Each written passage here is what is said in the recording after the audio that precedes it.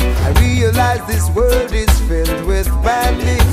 Yes, who brutalize the poor and those who need it.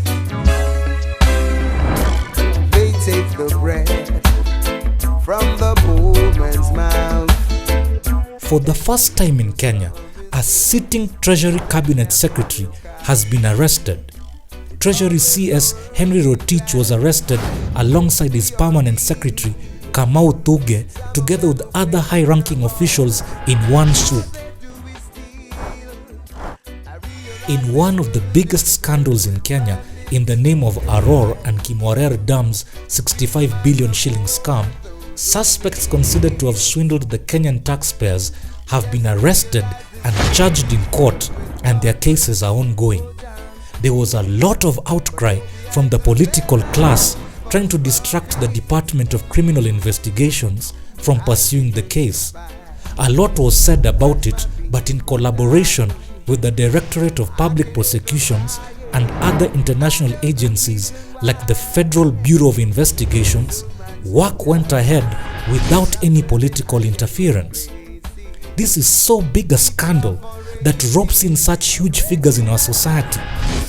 Time has come that Kenyans are starting to have faith in our agencies, even as the big fish in our society are spending weekends in jail. This clearly shows that there will be no sacred cows, and nobody is above the law in the fight against graft. The cases are now in court, and what remains to be seen is if justice will be served. Judgment for them and those who try to deceive their children. We have to ask ourselves as Kenyans, is there any valid reason for the corrupt to drag their whole tribe in their corrupt wars? Why is it that every time the thieves are caught, that they use them to wetu nonsense to fight off the claims? Why is it that they politicize the anti-graft war every time they have been caught? These are the hard questions. In a world like this, where there is no equal right and no justice, I realize this world is filled with bandits. The corrupt networks are beginning to crumble all over the country, with even more investigations continuing. One of the major cases is that of the Deputy Chief Justice Philomena Mwilu, who is facing charges of abuse of office, fraud, and bribery-related charges. The judiciary has a huge corrupt network, and the need for it to be purged from the criminal elements like Mwilu for it to function independently. This will ensure justice for all Kenyans. Remember how money was paid and yet no dam to show for it. Instead, money was spent on valuables that have no relation to dam construction. How confident were these swindlers of public funds to have the audacity to launder money through the purchase of towels, alcoholic drinks, and cutlery? This shows how the corrupt have become bolder by the day to steal from the public.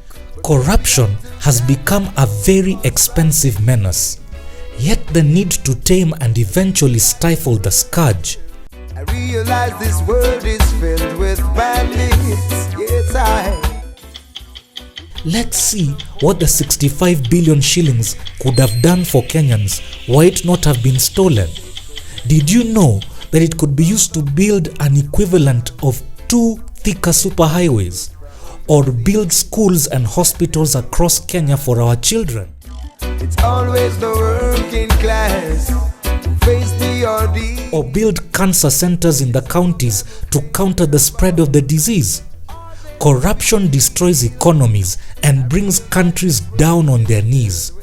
It kills by denying the sick medicine in hospitals.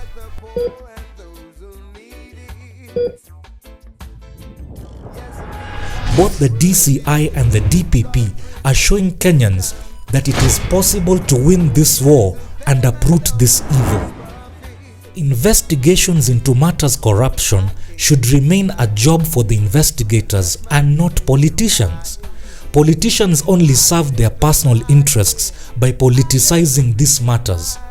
There has come a time that Kenyans need not be swayed into believing what every politician says.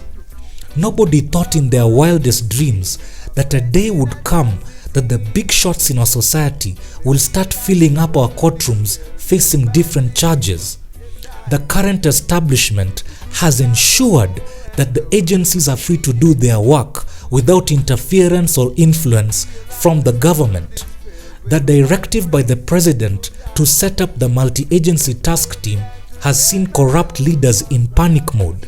Things are definitely working, and it is a big win for the country at large. You hereby direct the Commission on Revenue Allocation, the Council of Governors, and the National Treasury, as well as the Kenya Revenue Authority, to come together in a multi-agency team. The multi-agency task team has already recovered investment portfolios worth billions amassed over the last few years by high-ranking members of the national and county governments. The corrupt fellows have been heavily investing, mostly in the real estate, while others opted to take their money abroad. Through international partnerships and cooperations, assets have been recovered. Kenyans have to wake up and help in this war. How can one witness the looting of public coffers yet say nothing? How can these looters continue swindling Kenyans and getting away with it? Well, climbing the success ladder with ill-gotten wealth doesn't help much, because one day the culprits are eventually caught, leaving their families distraught and paying for their sins. The money is either recovered and the perpetrators jailed and all of their accounts frozen as the cases continue in court. As they say, crime doesn't pay. Let's remember that the government has set up mechanisms to protect the whistleblowers, and that every Kenyan should expose corruption wherever it appears. We have to take back our country from the noisemakers who go around spreading propaganda, from those who go around whipping up emotions of their communities in this war against graft, from those who steal from the citizens of our beloved country, and from the politicians who politicize the war against corruption.